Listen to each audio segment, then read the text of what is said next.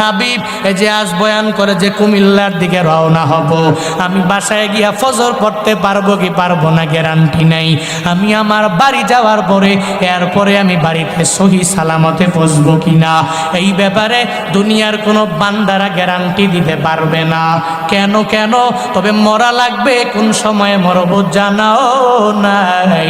এই জন্য তো আল্লাহ স্মরণ করে বান্দারে জানায়া দেয়, বান্দারে আজরাইল তো তোর কাছে পারমিশন নেওয়ার জন্য আসবে না। তোর মরণের সময় আজরাইল আইসা বলবে না বান্দা তোমার কাজগুলো তুমি সেরে ফেলো। ও বান্দারে তুই 10 দিন পরে মরবি, তুই নামাজ আরম্ভ করে দাও। 20 দিন পরে মারা যাবি, রমজানের রোজাগুলো রেখে দাও। তুই 30 দিন পরে মারা যাবি, নেক আমলের লাইনে বান্দা তুই অগ্রগামী হয়ে যাও। না রে বাবা, না না, আজরাইল দুনিয়ার কারো কাছ থেকে অনুমতি নিবে না, শুধু একজনের কাছ থেকে নিয়েছে, তিনি আমার নবী, তোমার নবী রাহমাতুল লিল আলামিন। যেই নবীর কাছ থেকে আজরাইল অনুমতি নিয়েছে মৃত্যুর ব্যাপারে, আল্লাহ পাক মালাকুল মউতের পাঠাইলেন, হ্যাঁ মালাকুল মউত আমার নবীর দরবারে তুমি চলে যাও, ওই নবীর কাছে যাও, আর নবীর কাছ থেকে যায় পারমিশন নিয়ে নাও। যদি নবী পারমিশন দেয় তাহলে নবীজির রূহটাকে তুমি কবজ করে নিয়ে আসবা, আর যদি নবী পারমিশন না দেয় তাহলে রূহটাকে কবজ করবা না। আল্লাহ পাক ওই নবীর রূহটাকে কবজ করার জন্য পারমিশন নিতে যখন তারে আদেশ দিয়া দিলেন, যা রে যা, ও মালাকুল মউত আমার নবীর দরবারে তুই চলে যাও, চলে যাও। নবীর দরবারে মালাকুল মউত যখন হাজির হয়ে গেলেন, আয়েশা বলে, ও পয়গম্বর আমার, আল্লাহ পাক বলেছেন আপনার রূহটাকে কবজ করার জন্য, অনুমতি যদি দেন তাহলে আপনার রূহটাকে কবজ করে আমি নিয়ে যাব, আর যদি অনুমতি না দেন রূহটা আপনার কবজ করার ক্ষমতা আমার নাই। মদিনাওয়ালা নবীকে বললেন, নবী ডেকে বলে, ও আজরাইল আমি তোরে পারমিশন দিব না। বলে, নবী গো কেন কেন পারমিশন দিব না, কারণ জানা লাগবে। নবী আমার ডেকে বলে, হে আজরাইল, আইনা আখি জিবরাইল, আমার ভাই জিবরাইল কই? আমার ভাই জিবরাইলের একটু আমার দরবারে খবর দাও, আমি তার সাথে একটু কথা বলা লাগবে। তার সাথে যখন কথা বলা শেষ হয়ে যাবে তখন আমি তোমাকে আমার মৃত্যুর ব্যাপারে তোমারে পারমিশন দিয়া দিব, আমার রূহটাকে কবজ করার ব্যাপারে তোমারে পারমিশন দিয়া দিব। যখন নবী আমার জিবরাইলের সন্ধান যখন মালাকুল মউতের কাছ থেকে যাইল, তখন মালাকুল মউত আমার নবীরে জানায়া দেন, নবী গো হযরতে জিবরাইল ফিস সামাইল উলা, প্রথম আসমানে আছে, নবী গো আপনি ডাকলে আমি তারে ডাইকা নিয়ে আসব। নবী মালাকুল মউতের জিবরাইলের দরবারে পাঠায়া দেয়, যাও যাও ওই জিবরাইলের ডেকে ডেকে আমার দরবারে নিয়ে আসো।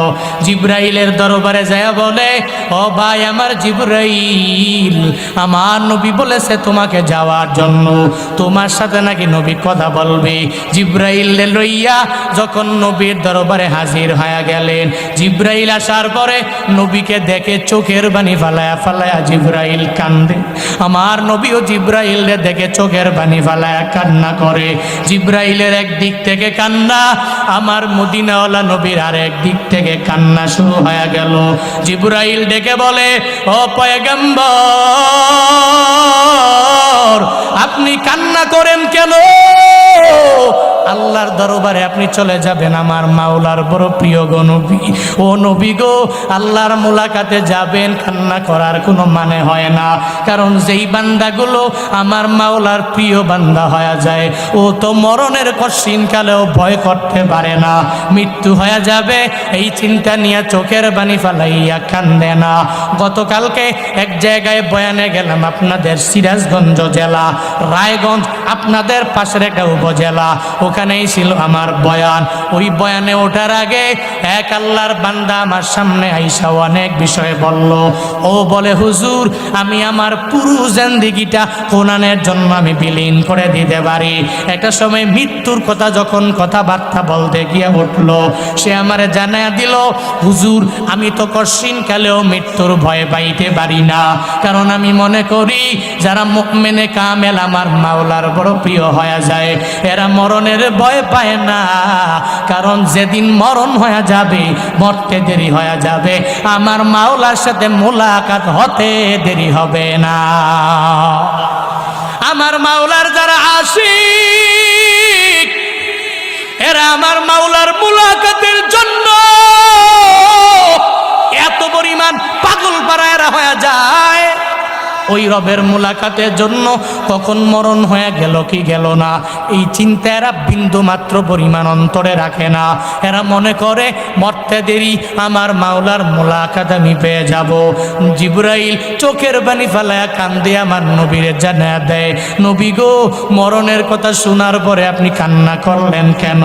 ও নবী আমার, আপনি তো আমার মাওলার বড় প্রিয় হয়ে গেলেন, ওই রবের দরবারে মুলাকাতে আপনি চলে যাবেন, আপনার দ্বারা কান্না মানায় না।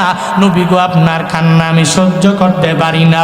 নবী আমার ডেকে বলে, ও জিবরাইল ভাই আমার, আমি কেন কান্না করি তুমি আমায় বলো, কিন্তু তুমি কেন কান্না করো, তোমার চোখ দিয়া কেন বেয়ে বেয়ে পানি পড়ে, তুমি আমায় একটু জানায়া দাও। জিবরাইল নবী বলে, নবী জিবরাইল রে বলে, জিবরাইল বলে, নবী আপনি কান্দেন কেন? এবার নবী বলে, জিবরাইল তুমি কান্না করো কেন? জিবরাইল ডেকে বলে, ও পয়গম্বর, আমি জিবরাইল আমার মাওলার পক্ষ থেকে ওহী নিয়ে নিয়ে সব নবীর দরবারে আসি। আমার মাওলা আমারে বড় একটা দায়িত্ব দিয়েছে, পৃথিবীর যত পয়গাম্বর, এই সব পয়গাম্বরের দরবারে আমি ওহী নিয়ে আসি। আল্লাহ পাক যখনই আমারে আদেশ দিয়া দিল, আমি ওহী নিয়ে নিয়ে নিয়ে তাদের দরবারে হাজির হয়ে গেলাম। এটা আমার দায়িত্ব। তবে যত নবীর কাছে আমি আসছি, আপনার কাছে যতবার আসছি, ততবার আমি অন্য কোনো নবীর দরবারে আসি নাই।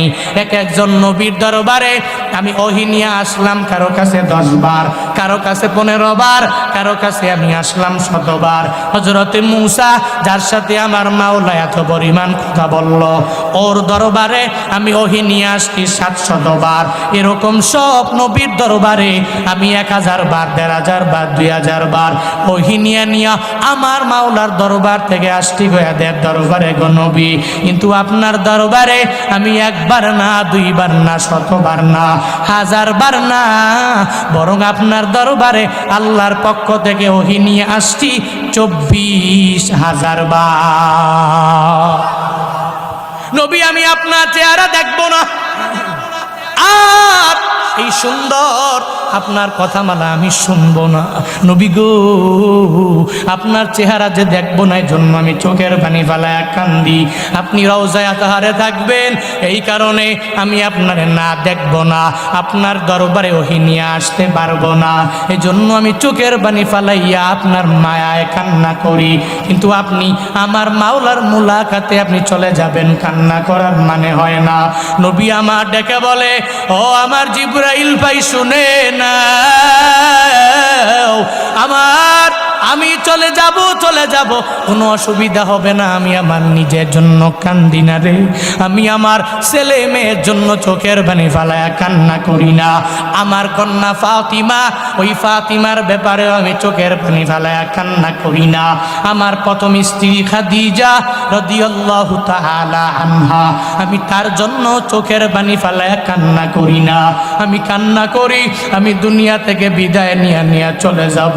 আমার গরিব উম্মতেরা, আমি নবীর জন্য কত পাগল হয়ে যাবি, আমি নবী চলে যাব, কোনো অসুবিধা নাই, এটা হবে না। কিন্তু আমার উম্মতের উপায়টা কি হবে? এই উম্মতের জন্য কারা বারবার উম্মতের দাওয়াত দিবি? এই উম্মতের উপায় কি হবে? ও জিবরাইল, আগে আমার মাওলার দরবারে চলে যাও, আর আল্লাহকে গিয়া জানায়া দাও আমার উম্মতের উপায়টা কি হবে। এটা যখন আমার মাওলা জানায়া দিবি, তখন আমি আমার উম্মতের ব্যাপারে ডিফেন্স চিন্তা করব, কি বলা যায়, আমার উম্মতের ব্যাপারে আল্লাহ কি বলল, ওই কথার উপরে চিন্তা ভাবনা করে আমি বলবো পারমিশন দেওয়া যায় কি যায় না। জিবরাইল সঙ্গে সঙ্গে আমার মাওলার দরবারে হাজির হয়ে গেল, যা বলে, ও মালিক, আপনার বন্ধু তো রুটাকে কবজ করার জন্য পারমিশন দেয় না, কেন রে? বলে আপনার বন্ধু নাকি চায় আপনার বন্ধুর উম্মতের কি উপায় হবে চিন্তা নিয়া আপনার বন্ধু রুটাকে কবজ করার জন্য অনুমতি দেয় না। আল্লাহ পাক জানায়া দেয়, ও জিবরাইল শুনো, অনুমতি আমার নবী দিবে না। আমি জানি, কারণ আমার নবী উম্মতের অনেক ভালোবাসে। তবে আমি আমার নবীর কান্না আমি সহ্য করতে পারি না রে। ওই নবী কান্না করবে, আমি আল্লাহ চায়া দেখবো, এটা হতে পারে না। ও জিবরাইল যাও আমার নবীর দরবারে তুমি চলে যাও। ওই নবীর দরবারে যাইয়া উম্মতের ব্যাপারে আমার নবীর জানাইয়া দাও। ওই নবীর উম্মতেরা যদিও নবী হারা হয়ে যাবি, আমি আল্লাহ তো আছি, আমি আল্লাহ থাকবো। ও জিবরাইল আমার নবীর দরবারে যাও, ওই নবীর কাছে গিয়া জানায়া দাও আমার নবী চিন্তা করার কোনো প্রয়োজন নাই রে, আমার নবী টেনশন করার কোনো প্রয়োজন নাই। এই উম্মত যদিও দুনিয়া থাকবে আমার নবী থাকবে না, কিন্তু হাসরের ময়দান কায়েম হওয়া পর্যন্ত আমি মাওলা উম্মতের কাছে আমার বান্দাদের কাছে থাকবো। আমার নবী যদিও নাই, তবে হাসরের ময়দান কায়েম হওয়া পর্যন্ত আমি আল্লাহ আমার নবীর উম্মতের জিম্মাদারি নিয়ে নিলাম। আমি আমার বান্দার জিম্মাদারি নিয়ে নিলাম।